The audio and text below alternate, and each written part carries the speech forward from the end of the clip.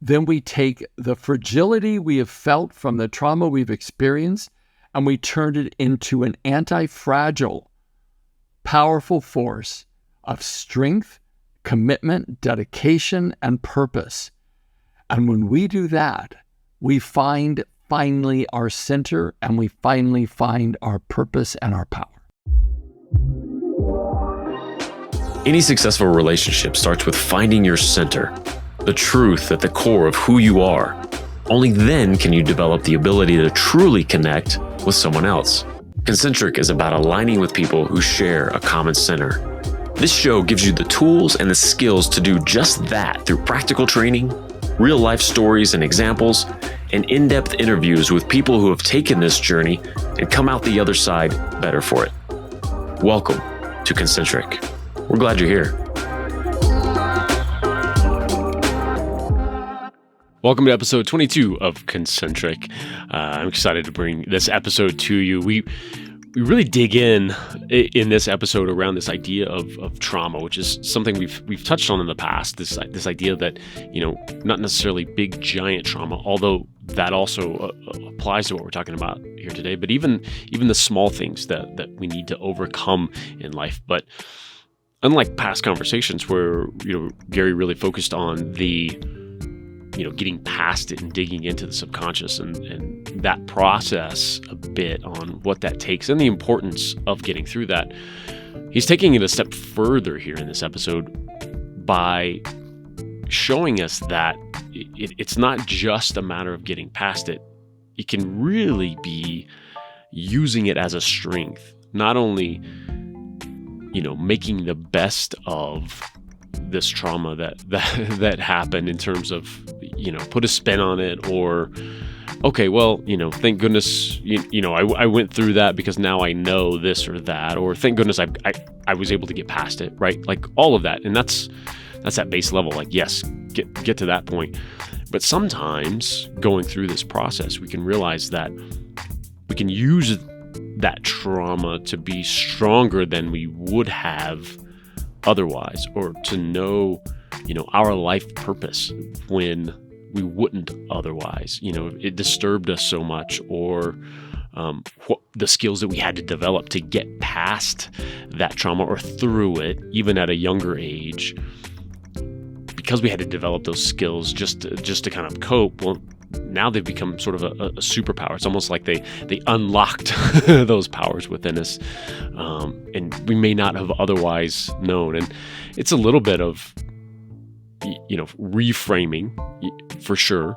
And yes, let's do that. But also really stepping into, okay, I went through this and now I'm going to change the world because of it. Or I'm going to have the greatest relationship with my kids because of this, because I went through this, developed this power to get through it, and now I've pushed past and resolved that trauma.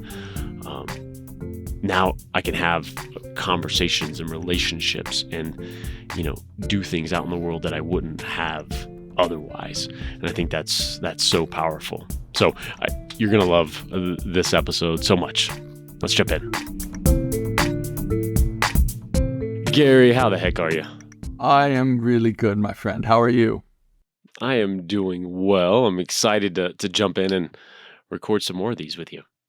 Well, I've been biting at the bit. I think it's time. We've both been super, super busy, and now it's time to do something different. Yeah, absolutely. These are so much fun, and we've gotten some good feedback, fortunately, from the episodes. And I know just from doing the conversations that we have that this stuff is needed. It's so needed out in the world. It really is. I mean, I continue to sit back, in my own private coaching practice and the consulting work I do as well. People are under so much stress, and there just seems to be, the fuses seem to be getting shorter and shorter and shorter.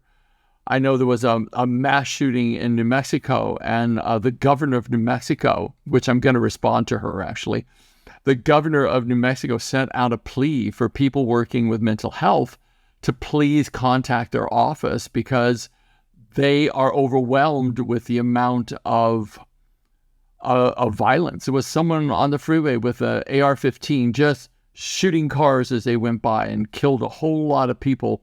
And she's just like, we don't know what to do about this. We need mental health in the worst way. And so I'm going to contact them, see if I can't bring in some of this trauma work, because at the end of the day, people snap because they can no longer handle the emotional burdens they're carrying. And they transfer that rage out into the world on anything and anyone. And until we can provide people with any level of skill or tools to actually manage themselves, then what begins to happen is, with no tools, poor living conditions, access to weapons of mass destruction, and mental health that's gone awry, unless we help at the root cause, there's going to be no way that this is ever going to stop. And at some point, people will not be safe to even go to the movies or go to restaurants or go to concerts, because you can't gather in large groups of people almost anywhere now without that constant fear. So it becomes, this is not just a light subject that we're talking, because you remember before we started the recording, you said, what do you want to address today? And I thought, I really want to speak a little bit more about trauma, but also about, because trauma just generally makes us fragile, right? But anti-fragility in trauma, because also trauma can build a certain level of muscle in you that you don't get without adversity. So we have to look at both sides, just like everything in life. There's a dark and a light. There's a yin and the yang. There's always something to be harvested from every difficult situation. And this is for sure no different than that. So we want to be able to acknowledge that kind of strength that a trauma can build. But there's certain things we have to do in the middle of it, or during this whole process of recovering from childhood trauma, especially, is we want to be able to have a certain set of habits that we begin to form to turn those aspects of us that have been fragile into something that's anti-fragile, that becomes sometimes our greatest strength. Yeah, and I love this idea too, because it goes beyond just getting past something that's maybe been holding you back, which is a phenomenal first step, right? Phenomenal beginning, to get through some of these traumas that we've experienced, both large and small, as we've talked about before. Sometimes it can be this tiny little, seemingly tiny event with no ill will to it, and yet your 6-year-old little mind takes it and it becomes this thing that carries on through life, and it's all of those things that we're talking about here. But what we're digging into today, and I'm excited about, is not just getting through that or getting over that, but actually excelling because it happened to you, and almost like a martial art, right? Taking the energy of that and redirecting and shifting it and using it back out in the world in a positive way with all that strength. So I'm excited to dig in on some of the hows that we that we can use to do this. Absolutely. So we might as well just start. I shared with you before we started that a very good, close, long-term friend had committed suicide yesterday, and I did a lot of crying yesterday as a consequence. And I kept thinking, if I only would have known, if I would have known he was in that kind of pain, if I would have known that he was doing, ketamine and these drugs that anesthetize and numb you out, but I didn't know. And so I sat back and looked at his life, and he is such an amazing guy and such an amazing healer, but yet he couldn't apply to self. It's almost like incrementally the compounding traumas, and it was mainly, it was all around his relationships, his relationships with girlfriends and with wives and with his children, and every single context of a close, intimate relationship with him that was, DNA oriented or family oriented was painful for him, and overwhelmingly painful for him. And I thought he had it all handled and he was good, and it wasn't good. And so as a consequence, we look at our lives, and oftentimes if we don't have coping skills that can deal with our past, first of all, and we don't have coping skills to develop new habits of how we deal with the now, we will become overwhelmed. One of the things that I think even epigenetically that we look at, because, epigenetics it's really the study of how our environments and our emotions and our behaviors actually cause an effect on our DNA. And what we have to look at is that our emotions cause a certain methylation in our DNA that causes certain genes to turn on or turn off. And this happens over time. And especially when we have childhood trauma, which actually even affects the size of our brains and the sections of the brain that actually fire off. Deep childhood trauma can shrink the size of the brain.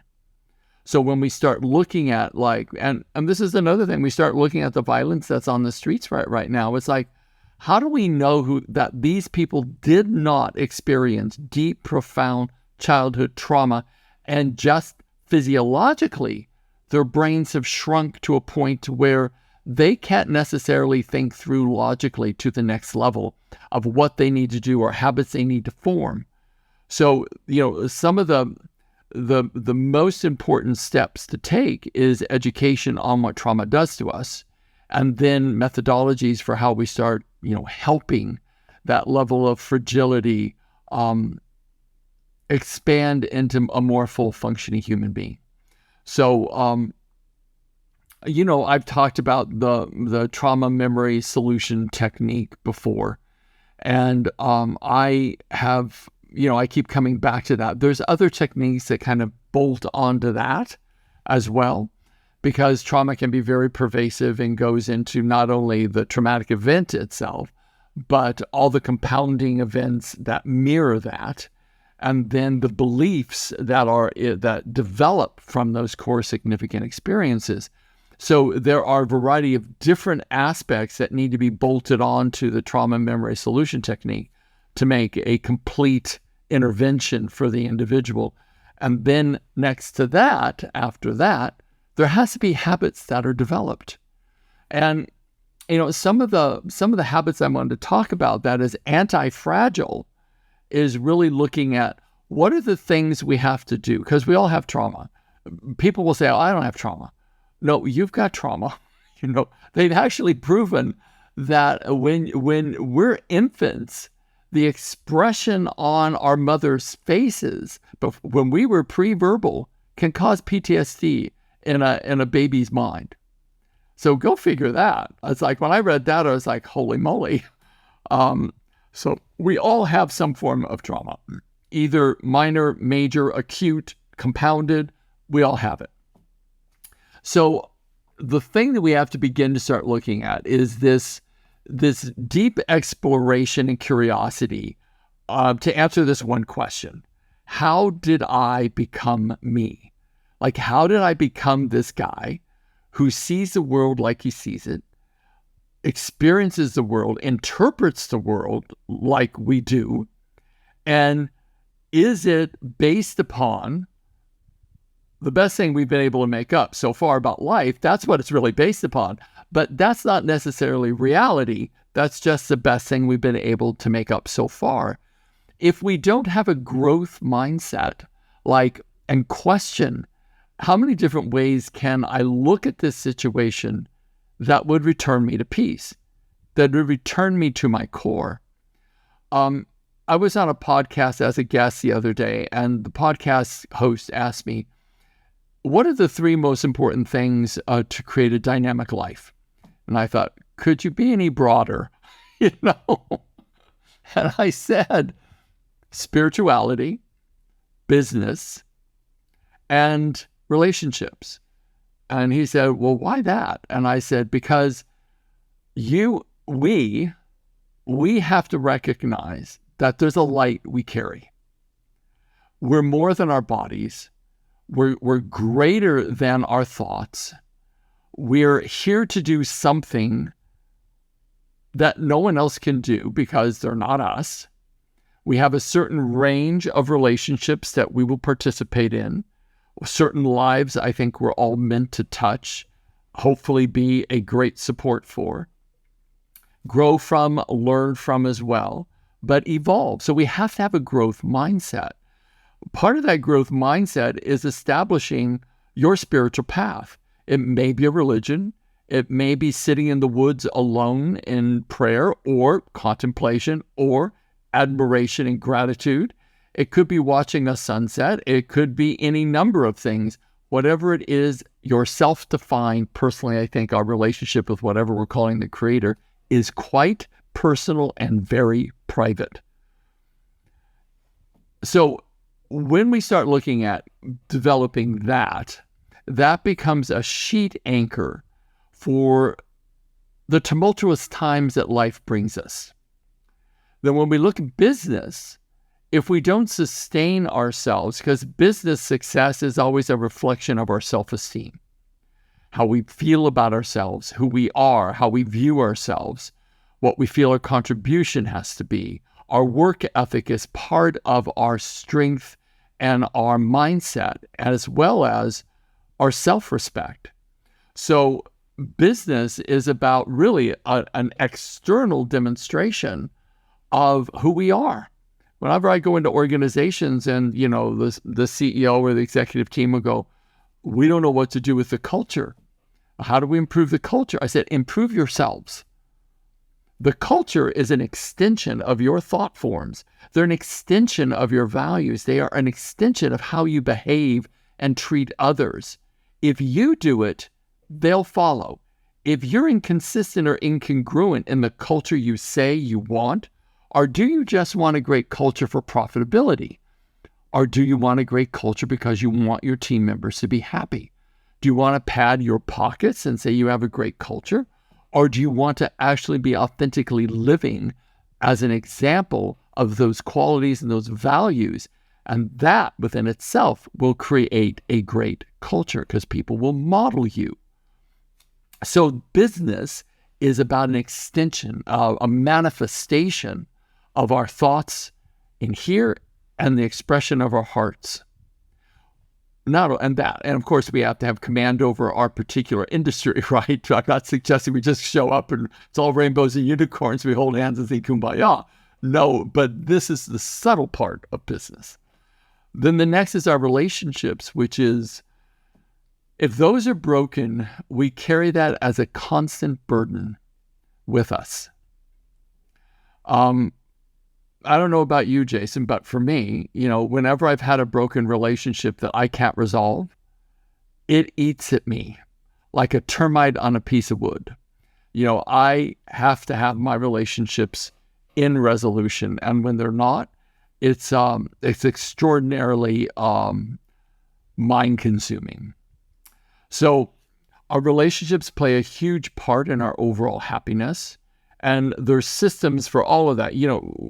I created the creating incredible relationships primarily because of that people can go online and they can listen to those skills and those tools and those methodologies for improving the relationship dynamic with other people and with themselves. I'm going to be putting up some more classes as well by the end of the year. Those will be up. But the bottom line for all of us is that these three areas, who I am with what I feel is the purpose of my life, my Creator, the ability to manifest my relationship with myself in business to do good to multiple people, either my end users from my service or my industry, but especially the people that are helping me push the product or service out into the public. Then my relationships, both external in my business and internal within my family system. When those are smooth, loving, communicated, healed, and resolved, we are able to have a greater sense of power and a greater sense of purpose. When we don't have those resolved, it eats away at the energy that we need, our life force that we need to actually do what our life came here to do. I hope you're enjoying this episode. If you want to take a deep dive into the concepts Gary is talking about here and so much more, I've got something for you. From time to time on the show, you may hear us talk about Gary's course, Creating Incredible Relationships. This course is the culmination of Gary's 35 years worth of seminars, one-on-one training, and transforming the lives of over 11,000 people on 4 different continents. To learn how to build alignment and heck, just get along with others sometimes, we all require skills that are not commonly known and are not out there in the relationship development space. We need help. That's why Gary put this course together. The content in it is powerful and comprehensive. But just like we've done with this show, it's put together in a way that's easily consumable and quickly implemented. To gain the ability to take every relationship you have or want to have to the next level, go to garyscourse.com and see how to get started. Now, back to the show. I love that you broke it down that way too, because as you dug into, we kind of started with getting into how did I become who I am today, and really pulling back the layers and stuff. Like when I first hear that, like I can imagine people's response with, oh my gosh, like where do I begin with that? You know what I mean?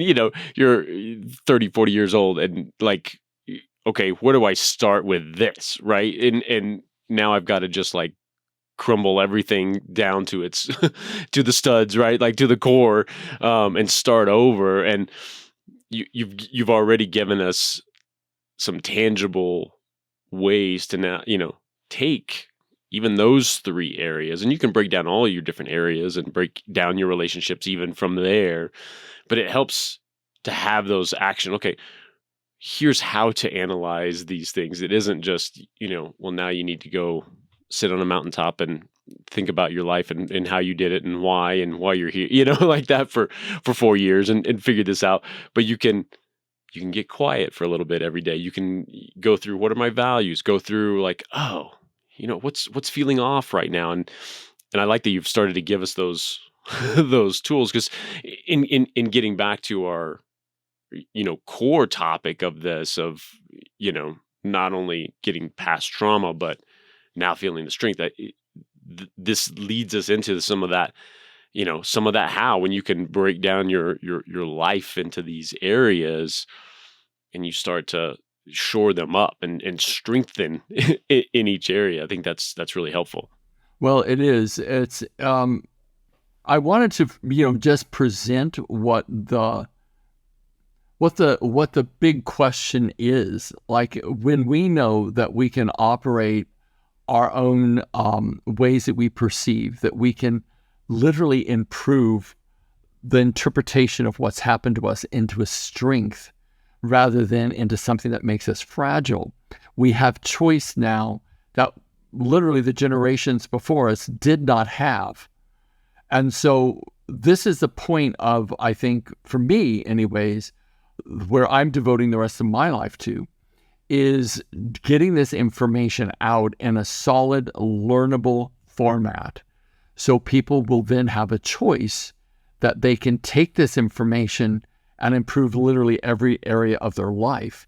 So I know you know this because we're going to be speaking at the Achieve conference in Denver. But the thing I got really clear on is I thought that this year especially, I'm going to start all the certifications. I haven't done certifications in years. And I made up my mind that this is one of the highest things I can do with my life right now, is to teach people how to work with other people around this context of trauma and self-actualization. And this isn't like the light, fluffy, rah, let's go out there and do this. Oh, I'm going to hold you accountable. Won't it be great? And I'll ask you some clever questions and you'll wake up. That isn't how this works. This is a much deeper dive. If we're going to create sustainable change inside of ourselves, we have to understand how the nervous system works, how the biology of emotions work, and we have to have very succinct systems that have been proven in the trenches with real clients over and over and over again. So I've developed a system over 30 years, well, more like 35 years, and 30,000 clients. I have had this system that I've trialed out and said, okay, that works, that didn't work. That got good response, that got moderate response, that didn't get a response.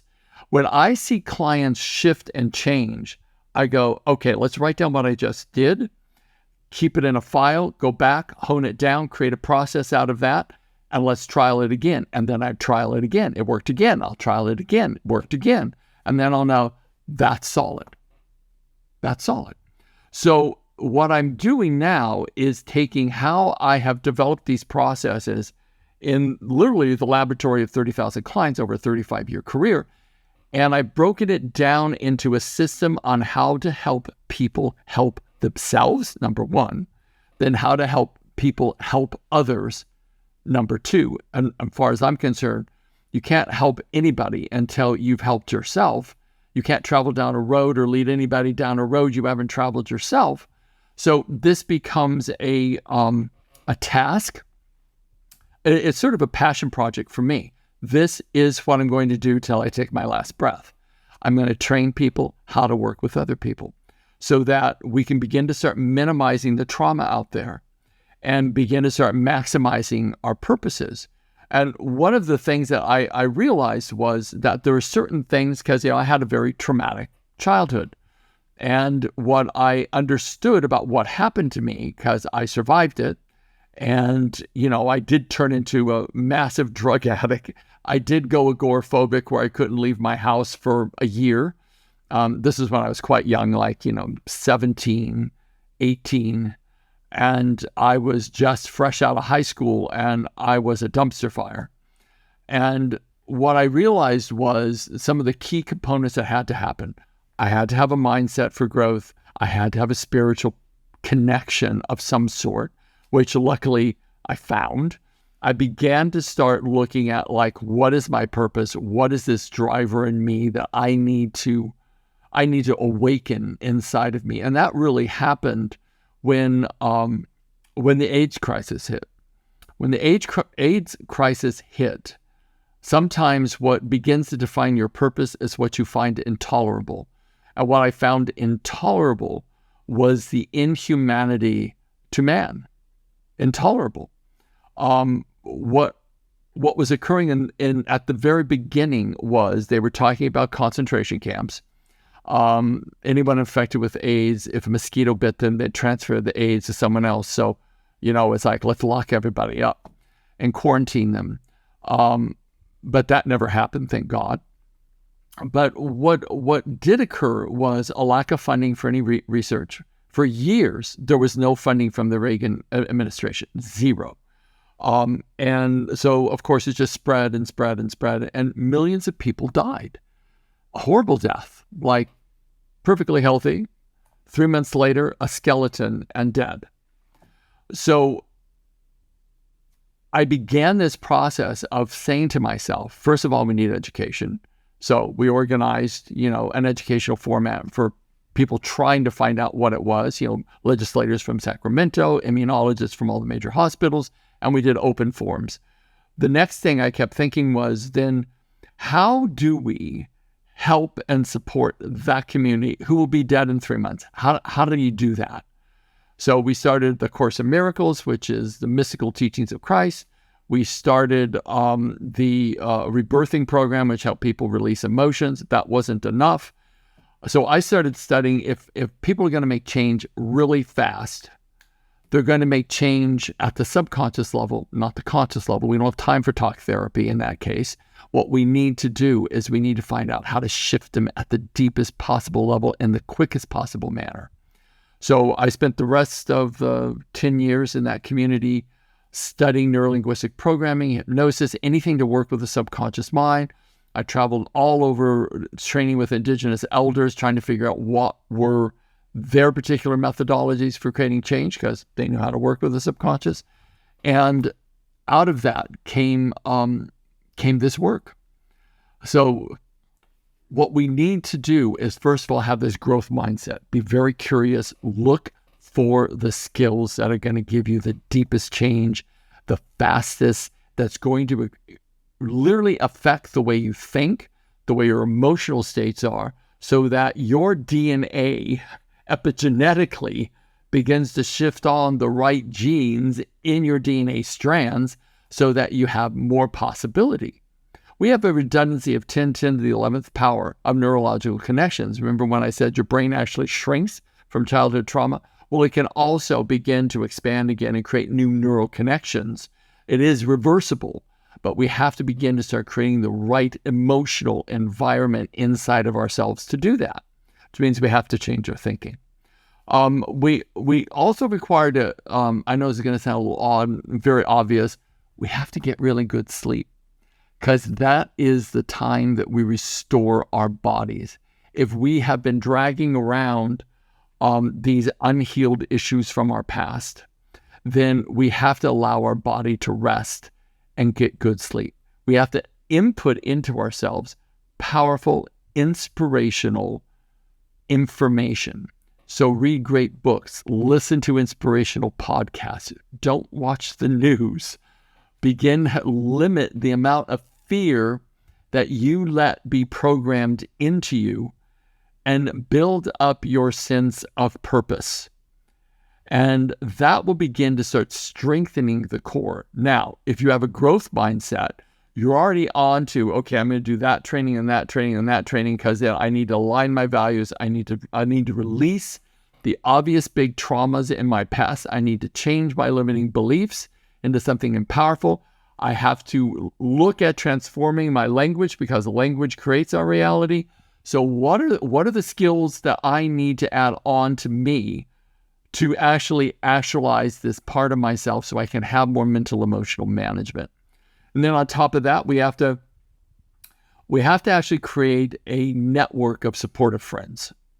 We can't do this alone. No one does this alone. We have to have a group of supportive, and I'm going to underline, highlight, put in neon, supportive friends, not toxic friends, not people who are super negative that drag you into their drama, not that. Supportive friends that are on the same general path you're on of desiring to wake themselves up to a higher, more actuated aspect of themselves. Then we have to find in the creator triangle, which is opposite from the drama triangle. The creator triangle is, I'm the creator of my reality. That's just a known fact. Like I give the meaning to everything I'm experiencing outside myself. So whatever meaning I give, it's going to be the heaven or hell that I create for myself. But the other two aspects of the creator triangle is we have a challenger and we have like a coach. So we require to find someone that's going to help us, ask us the right question, facilitate our breakthroughs, help us grow exponentially in a way that begins to start breaking through the crust of the things that have happened to us so we can start seeing it differently. If we don't do that, we're going to be stuck. Like, you can't fix something with the instrument that broke it. And our thinking is what has broken it. Our experiences have definitely contributed to it, but our thinking and the habitual attempting to resolve it with our minds, not our emotional self, we can't make those kind of breakthroughs on our own. So it becomes vitally important we surround ourselves with really good people. And I think lastly, we have to become a warrior. What I mean by that is sometimes trauma and things that are extraordinarily uncomfortable build a muscle in us that nothing else builds. Makes us passionate about something that normally you would not be necessarily passionate about. Like, I am super passionate about helping people in the suffering between their ears because I know it's not necessary and it's reversible. I know that because I've done it inside myself. And it's not perfect, but I'll tell you, it's light years from what it used to be. And this becomes absolutely imperative. And when you become a warrior, which presupposes you become a leader, the foundation of leadership is self-awareness. I was working with an executive yesterday I was working with him. Incredible guy. I just love this guy. And brand new to anything. He had never done one thing, not 1 ounce of therapy, not 1 ounce of coaching. And he said to me when the company contracted me to work with him, he said, I've been praying for something like this. Like, I really want this. And I was really surprised. I'm like, awesome. And so we dove in, and he said to me yesterday, he said, Gary, you know that process you gave me last week? Because he does everything I tell him to do. I said, practice this process 2 or 3 times a day. And he goes, oh my God, it was so incredible. I did it for a whole week, and it's like everything changed. I walked into meetings. I was totally emotionally different. People came up to me and said, what's happened to you? You're like just like in flow. And he goes, yeah, because I'm no longer afraid of rejection or not being enough or saying something stupid. I'm just sharing my knowledge as best I can in that moment. He says, I finally feel free of the fear. And then I gave him another process to do. And he was like, I'm going to use this in everything, my personal life, my business life. He goes, this stuff really works. And I'm like, yeah, it does. And then he said, I had absolutely no idea. He said, our first session, you told me leadership was about self-awareness. He said, I've been literally walking around to sleep. I have been completely unaware that these deeper issues, and he's at a very high level in a major corporation. And he said, I've been unaware that the impact of these small childhood things that seem small to me as an adult were massive to me as a child, and they run me like an aquifer under the ground of all of my professional behaviors. And he said, I am completely and utterly blown away. And if I wouldn't have embraced the concept that I have to have self-awareness, I would have never been as willing on this journey as I've been. And I was like, this is exactly why the art of leadership is literally the art of waking up to how you've become you, which is how we've begun this conversation. So when you get that level of self-awareness and you realize that your memories, if they're loaded with unresolved negative emotions, they're going to constantly, because your subconscious mind's highest prime directive is to rise those emotional states up to the surface of your awareness so you can finally resolve them. But what people do is they push them down again. And they go, oh, no, I can't deal with that. Push it down again. Then they start having experiences out in their adult life where they start feeling the same way they did as a kid. And they're like, oh, it's them. They did this bad thing to me, and they did that, and I hate them, and I'm going to drink now because that really bothered me. We develop all these bad habits trying to minimize the emotions we don't know how to handle. And what you and I are really attempting to do is say, here is a complete toolbox of information, of processes that literally work on the neurology, on the biology of emotions, and you can do them and you can get free. This is not smoke and mirrors. It's not snake oil. It works. And what I know is that when we do that, then we take the fragility we have felt from the trauma we've experienced and we turn it into an anti-fragile, powerful force of strength, commitment, dedication, and purpose. And when we do that, we find finally our center and we finally find our purpose and our power. Yeah, that's so powerful. And I love this on the whole scale of it too, because you've got, if you implement obviously and go down and take it, use it, like the executive you were talking about uses it, the life-changing power. But this also causes a shift even at the far end of the spectrum of just the awareness that something like this is possible.